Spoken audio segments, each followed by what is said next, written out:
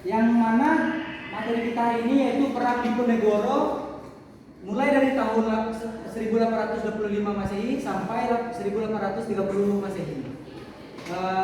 Sebelumnya ada yang tahu siapa itu Pangeran Diponegoro? Pahlawan nasional, Pak. Betul. Bapak pendidikan, Pak.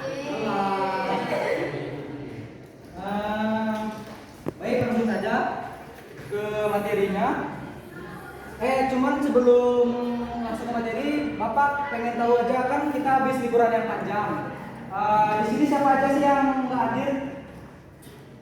Sebelumnya Bapak terlebih dahulu, oke? Saudara Teguh, Saudara Rahmat, Nisa, Nabila, Marina, Salsa, Dona. Baiklah, langsung saja ke materi. Perang Diponegoro adalah perang besar yang terjadi di Pulau Jawa, yang mana perang ini berlangsung selama 5 tahun, yaitu mulai dari 1825 sampai 1830 antara pasukan penjajahan Belanda di bawah pimpinan Jenderal de Kock melawan penduduk pribumi yang dipimpin oleh Pangeran Diponegoro. Perang ini diperkirakan bahwa sekitar 200 jiwa rakyat terenggut atau gugur dalam perang tersebut. Sementara itu, di pihak serdadu Belanda, korban tewas berjumlah kurang lebih 8.000.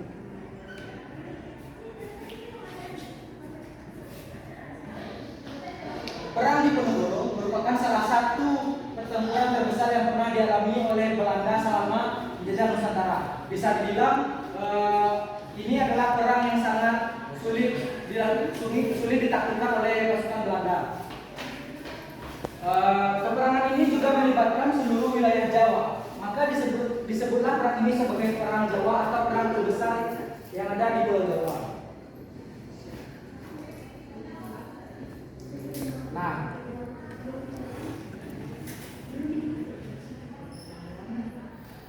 sebelum melanjutkan lebih dalam, di sini ada kayak tahu sedikit penjelasan tentang latar belakang terjadinya perang Diponegoro, anak-anak? Tidak, nggak tahu, Pak. Baiklah, di sini akan Bapak terangkan. Latar belakang terjadinya perang Diponegoro adalah yaitu di pertengahan bulan Mei 1825, pemerintah Belanda yang awalnya memerintahkan pembangunan jalan dari Yogyakarta ke Magelang lewat Musilan mengubah rencananya dan membelokkan jalan itu melewati Tegalrejo. Ternyata di salah satu sektor Belanda dapat melintasi makam dari leluhur Pangeran Diponegoro.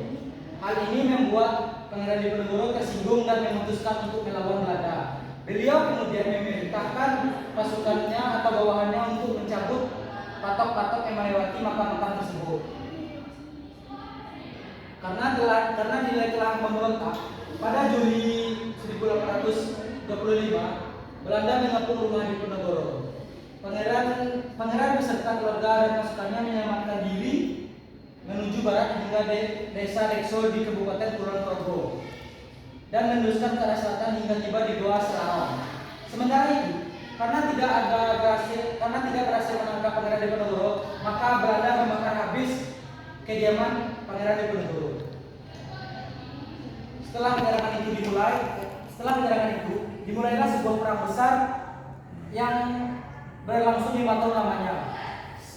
Sebanyak 15 dari 19 pangeran bergabung dengan Pangeran Diponegoro untuk membantu mengisi kekuatannya atau starting perang dari Pangeran Diponegoro ini dalam lawan Belanda. Perjuangan Diponegoro dibantu oleh Kiai Maja yang juga menjadi pemimpin spiritual pemberontakan atau bisa dibilang penasihat pemberontakan dari Pangeran Diponegoro. Nah, serangan-serangan besar rakyat pribumi selalu dilaksanakan pada bulan-bulan penghujan. Penyakit malaria, disentri, dan sebagainya melemahkan kondisi fisik bahkan merenggut nyawa pasukan Belanda. Sejauh ini adakah anak-anak yang ingin bertanya? Ya. Nah, adapun ya silakan. Adapun sebab-sebab terjadinya perang Diponegoro yaitu terbagi atas dua penyebab. Yang pertama adalah penyebab umum, yang mana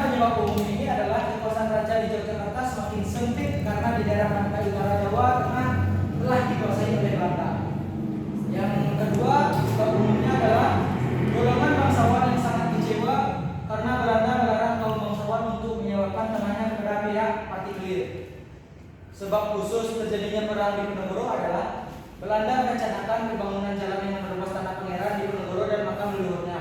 Pangeran Diponegoro dengan tegas menentang rencana itu. Nah, puncak atau akhir dari peperangan Diponegoro atau perang terbesar di Jawa ini yaitu Belanda mengerahkan lebih dari 23.000 orang tentara dan pada tahun 1827 Belanda melakukan penyerangan terhadap Diponegoro dengan menggunakan benteng sehingga pasukan Diponegoro terjepit. Pada tahun 1829 Kiai Maja ditangkap, kemudian Pangeran Mangkubumi dan panglima utamanya Sentot Alibasya menyerah kepada Belanda. Nah, tibalah saat di ujung materi kita yaitu akhir dari segala akhir cerita dari perang terbesar yang terjadi di Jawa yaitu perang Diponegoro pada tanggal 28 Maret 1830. Jenderal Depok berhasil menjepit pasukan Diponegoro di Magelang. Pangeran Diponegoro menyatakan bersedia menyerahkan diri dengan syarat sisa anggota laskarnya dilepaskan. Maka Pangeran Diponegoro ditangkap dan diasingkan ke Manado, kemudian dipindahkan ke Makassar hingga wafatnya beliau di Benteng Rotterdam tanggal 8 Januari 1855. Di sini ada yang ingin bertanya?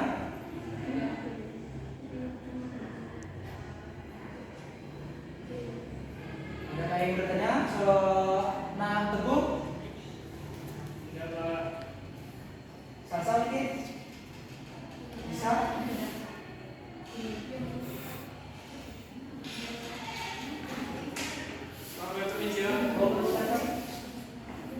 Izin bertanya, Pak. Pak, saya ingin bertanya, apa sih bentuk perlawanan yang dilakukan Pangeran Diponegoro? Bentuk perlawanan, baik. Terima kasih atas pertanyaannya saudari Ellen.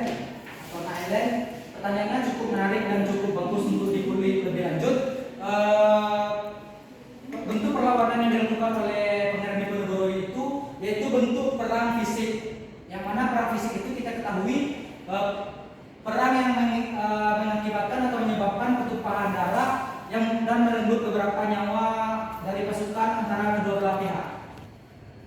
Bagaimana, Helen? Apakah jawaban Bapak dapat dimengerti dan dipahami? Oh, begitu ya, Pak. Makasih, Pak. Baik. Ada lagi ingin ditanyakan?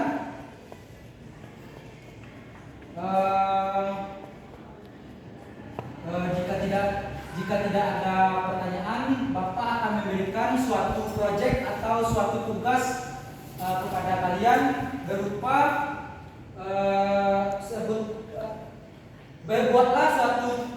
buatlah tugas mengenai peperangan yang terjadi yang ada atau pernah terjadi di daerah tempat kalian berasal atau tempat kalian lahir. Tugas itu Bapak minta dalam berbentuk PowerPoint dan bisa supaya tidak memberatkan anak-anak Bapak, tugasnya Bapak bentuk dalam bentuk kelompok. Baik, itu saja. Sebelum Bapak mengakhiri sesi pembelajaran kita hari ini, adakah yang ingin ditanyakan atau bisa menyimpulkan materi Bapak tadi? Mungkin ada? Oh ya, Pak, boleh. Saya mencoba.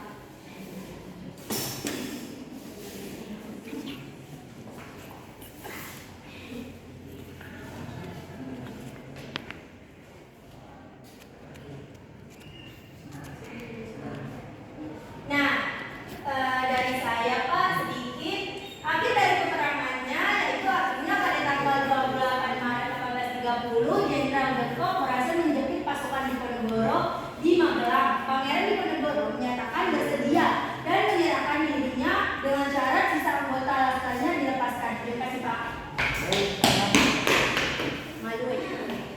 Baik, terima kasih Nak Ellen telah menyimpulkan materi yang telah